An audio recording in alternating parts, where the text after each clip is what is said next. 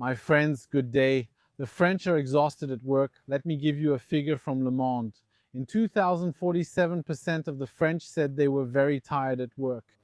In 2022, this figure was 67%. Today, I think it exceeds 70%. It shows that the rate of exploitation is increasing, that people are being squeezed harder, that they're being wrung out. In the United States, it's even worse in the United States. 80% of Americans say that at the end of the workday, they're too exhausted. To make food, to prepare something as basic as a meal for themselves. I imagine that many have trouble taking a shower, have trouble taking care of their children. All that, what does it lead to? As a result, it leads to generations of neglected kids growing up in front of screens. It leads to junk food, it leads to stress, it leads to depression, all of that. You see, the French, let me give you a number. 32% say they are extremely tired, and this number, get this, goes up to 96% among healthcare workers. You could say that for them, it's even more systemic. And then 26% of French people say that work negatively affects their mental health. Of course, these aren't people saying, wow, this is great. 40% have experienced burnout. I myself have had 3 burnouts. 3 times. I've been in hospitals 3 times. That means in emergency rooms. They thought I was going to die, burnout, too much work. I was naive. I was working myself to death. I didn't need to. I'll explain this to you. So let me tell you something. This isn't something new. It's not something that just happened. It doesn't date from this century nor the last century, not even the one before that. We're going back to 1863. In London, we have the newspapers. It's June, and the local papers are talking about a certain girl named Marie Anne Walkley, 20 years old, who had come to work for Mrs. Elise. Mrs. Elise, she ran one of her many sewing workshops. Why? Because dresses had to be sewn, dresses for the young ladies of the bourgeoisie and the nobility who were busy attending balls and the festivities in London on the occasion of the arrival of the new Princess of Wales. I'm not Stephen Byrne when it comes to these things, but I believe, don't quote me on this, that the young lady in question, the princess, came from Denmark. It's a well-established tradition among European royal families up until now. By the way, that's changed. The genetic pool, to avoid becoming too inbred, but it doesn't work very well because the pool is still too small despite everything.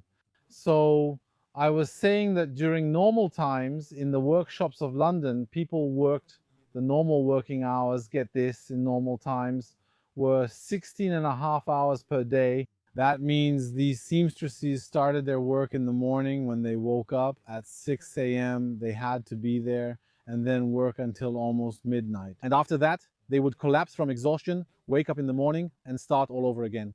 They worked in a workshop where there were 30 of them in one room, 30 in a crowded room, without natural light, often without enough ventilation, and they had to walk to keep up the pace. Madame Elise, who was actually known as a better boss than the others, it's not Madame Elise. She was still someone nicer than average in London for those kinds of things. So, as I was saying, we're in June 1963 and it's really the high season. And now the working hours will go from 16.5 hours a day to 26 hours a day, which was nice because in some workshops it was 30 hours a day. That means we started working. Then we kept going until the next day, until exhaustion. When people were tired, they didn't commute in those days. Well, next to the workshop, there was a small room, some planks, and between the planks, straw mattresses. And the girls would go to sleep there, exhausted. They would collapse from exhaustion. And when they opened their eyes, back to the workshop until death followed. At that time, there were places in the United Kingdom where life expectancy for the rich was around 30 years, and for the poor, it was around 15 years. The children were worn out at work, crawling inside chimneys, crawling inside steam engines to clean them from the inside. At 7 or 8 years old, they already had clogged lungs. They already showed the first signs of the illness that would kill them before the age of 15.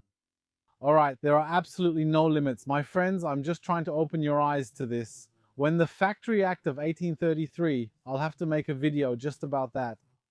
When the 1833 law came to the United Kingdom to limit child labor, It wasn't to say that children shouldn't work. No, no, it was just to say, maybe we'll make things a bit more humane. Maybe we'll limit the number of hours. The employers cried scandal. The employers said it's not possible. We can't work in this country anymore. Too many rights. We can't. If we can't make children work, well, we can't do business here. Okay, just to tell you, Marianne Wakali, what happened with her? Wakali in June 1863 in the morning, Monday, it was a Monday. When Mrs. Elise arrives in the workshop, she sees that the work isn't progressing for Marianne. The dress is there, it's late, and she goes to look in the straw mattress and she finds the girl dead at 20 years old, dead from exhaustion. And why did this story become famous? Because all the media in London picked it up. It was a time when there was a lot of talk about white slavery. Because to give you a little idea, a time reference, we're in 1863, slavery in the United States was going to be abolished in 1865, but even then, in 1863, it was already extremely frowned upon, badly perceived. So there was already something indicating that the end of slavery was coming. And we realized that while we were focusing on the slavery of black people, well, there were the workers, the white workers in London who were dying.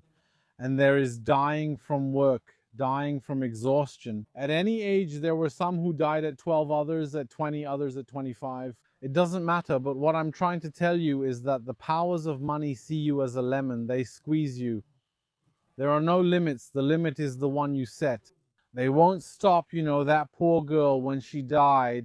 There was an engraving that became famous where you see a woman dressed in a very beautiful dress. Well, she's looking at herself in the mirror, and in the mirror you see a young woman lying dead. You see the dressmaker who made the dress. And it was realized that because you know that for these balls, for these festivities, be careful. You can't be seen twice in the same dress, you see? And we realized that for this ruling class to obtain something trivial, a dress for a ball that would be worn only once, they didn't hesitate to sacrifice human lives. It means that your life, your happiness, your children's happiness, your family balance, your health, all of that is worth less than a dress that will be worn for 2 years. What does that mean? It means exactly what I'm telling you. If you don't set the boundaries, your employer won't set them for you. I'll say something worse. After getting burned several times out of naivety, out of foolishness at work, I decided to focus on my job.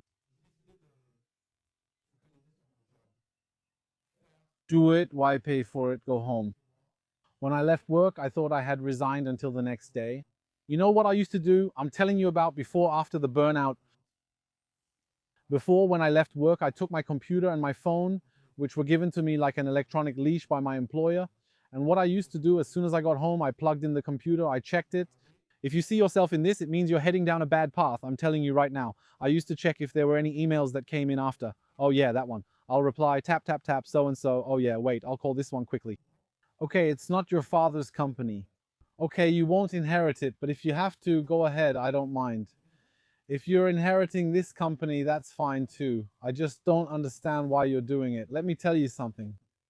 When I changed after an emergency visit, after the doctor put me on leave for 3 weeks and all that, it's tough. In the United Kingdom, being put on leave for 3 weeks means they think you're seriously ill, honestly. Well, I went back to work. When I left, I would leave the computer, and as I was leaving, I would take the phone, turn the ringer all the way up, and put it on the computer. So if someone called me outside of office hours, it would ring there, it would ring on my desk. Some people had found my personal number, and when they called me, I would ask them, is it urgent? Tell me, if it's urgent, I want to know, is it a real emergency that you're calling me for? They tell me, yes, it's a real emergency. Okay then, if it's a real emergency, you're going to hang up now, right away, and you're going to call an ambulance right now, really, or the fire department. All right, because I'm not the emergency services. If there's a guy who turned blue, who isn't breathing, whose heart isn't beating, if there's a fire on the second floor, don't call me. Hang up and call emergency services. Thanks, I'm hanging up now. That's it. If they said, no, it's not urgent, okay, it's not urgent, I'll start work again tomorrow. Okay, thanks, click, hang up. You can't win. And you know what happened? I'll tell you something extraordinary. What happened is that people started to respect me. They started to treat me better. Why? Because where I was fading away, it was a situation like making a pact with the devil. The pact with the devil is, he tells you, you move forward, I'm evil, don't make a deal with me. I won't bring you anything. I'm not forcing you. I'm not making you do what you're doing. But if you do it, you'll destroy yourself. Me, I didn't say anything to you. Okay, I wash my hands of all responsibility. It's the same at work. It's the devil. Why? If you die from overworking, is that what they'll say? Many experience this, but we never asked that much of you. We saw your effort. We saw you working at night. We saw you answering emails at 10 p.m. We saw you answering emails during your weekend. We saw you, but us, we can't control you. I mean, there's always work. It never stops. It's up to you to set your own lifestyle, your own work habits. You're an adult after all. You're a professional after all. Look, a little bit of gaslighting. Look, a little bit of gaslighting. You see, that's good. So a little bit of gaslighting. So I was saying, yeah, it's up to you to control yourself too. I mean, nobody told you to kill yourself, right? Breathe, get some fresh air. Okay, arrive on time and leave on time. All right, but nobody's telling you to work during your vacation. Nobody's telling you to reply at 11 p.m. It can wait until the next day. You see what I mean? Okay, that's how it is. So they count on your naivety. They count on your inexperience to make you give it your all, and they destroy you. And they see it when you're naive, you're destroying yourself. They don't say anything. Why? Because they take advantage of it. There you go. Just let it go. Don't burn yourself out. It's not worth it. Your employer won't be at your deathbed, but your children will. Take care of your children, take care of your family, your health. Jobs come and go, they don't last. If they dislike your pace, they'll fire you, you'll quit, or they'll let you go.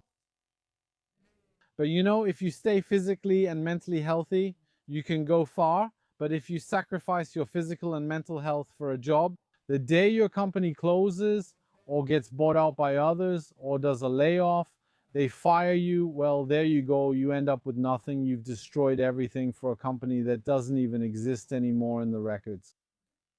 Take good care of yourselves, my friends, and before you go, read my book, Toxic. I wrote it. I became someone different. You can read it. You can't unread it. You have to see what's inside. Once it's done, you won't want to go back. I want you to become a fighter. That's it. A fighter for your own cause. I don't want you to become a fighter for your boss, for their shareholders, okay? Become a warrior, a fighter for causes that are worth it. You, your family, see you very soon, my friends.